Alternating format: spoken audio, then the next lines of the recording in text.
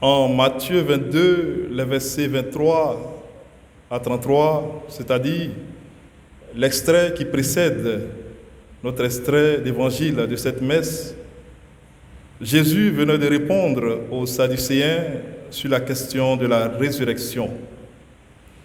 Il leur disait, à la résurrection en effet, on ne prend ni femme ni mari, mais on est comme les anges dans le ciel.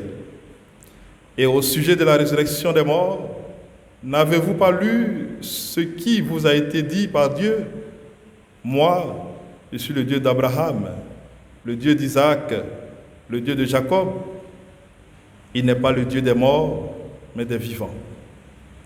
Frères et sœurs, c'est pour cela que notre extrait d'aujourd'hui débute par les pharisiens, apprenant qu'il avait fermé la bouche aux Sadducéens, se réunirent. Voyez-vous, des personnes qui ne s'entendent pas, les Sadducéens et les pharisiens, qui sont divisés entre eux, se réunissent pour mettre Jésus à l'épreuve. C'est pour dire que l'éclat de la vérité de Jésus avait réduit au silence la parole de mensonge des Sadducéens. Dans la vie des hommes, tes ennemis se mettront ensemble pour te combattre, même s'ils sont profondément divisés entre eux. Et remarquons bien, c'est un docteur de la loi, on pourrait dire un connaisseur de la loi qui pose la question. Maître, dans la loi, quel est le grand commandement?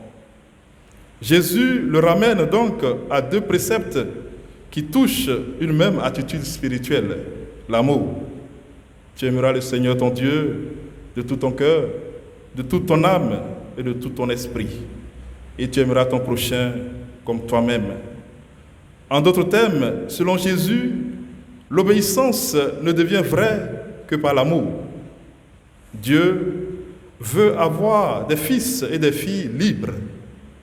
C'est pourquoi Saint Paul a pu dire en Romains 13, les versets 8 et 10, « N'ayez de dette envers personne, sauf celle de l'amour mutuel, car celui qui aime les autres a pleinement accompli la loi. L'amour ne fait rien de mal au prochain. » Donc, le plein accomplissement de la loi, c'est l'amour.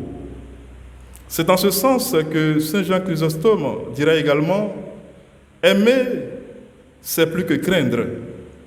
Aimer est le propre des enfants. Craindre est le partage des esclaves.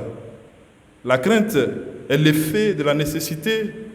L'amour s'exerce librement.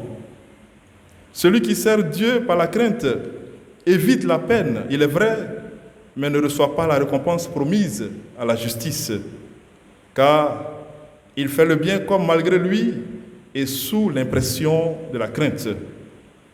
Dieu ne veut donc pas que les hommes le craignent servilement comme un maître, mais qu'ils l'aiment comme un père qui leur a donné l'esprit d'adoption. Or, aimer Dieu de tout son cœur, c'est n'avoir dans son cœur aucune affection qui l'emporte sur l'amour de Dieu. Aimer Dieu de toute son âme, c'est avoir un esprit solidement établi dans la vérité et ferme dans la foi. Car l'amour du cœur est tout différent de l'amour de l'âme. L'amour du cœur est en quelque sorte sensible et nous fait aimer Dieu sensiblement. Ce que nous ne pouvons faire qu'en détachant notre cœur de l'amour des choses de la terre.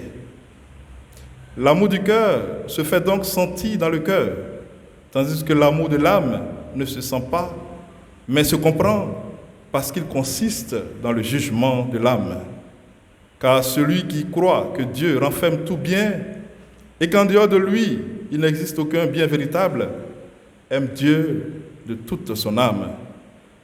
Aimer Dieu de tout son esprit, c'est consacrer toutes ses facultés au service de Dieu. Car celui dont l'intelligence obéit à Dieu, dont la sagesse a Dieu pour objet, dont l'âme a à s'occuper des choses de Dieu, dont la pensée conserve le souvenir des bienfaits de Dieu, celui-là aime Dieu de tout son esprit. Il est également question d'amour dans la première lecture. La vallée dans laquelle descend le prophète Ézéchiel, c'est l'être intérieur d'Israël, les profondeurs d'Israël.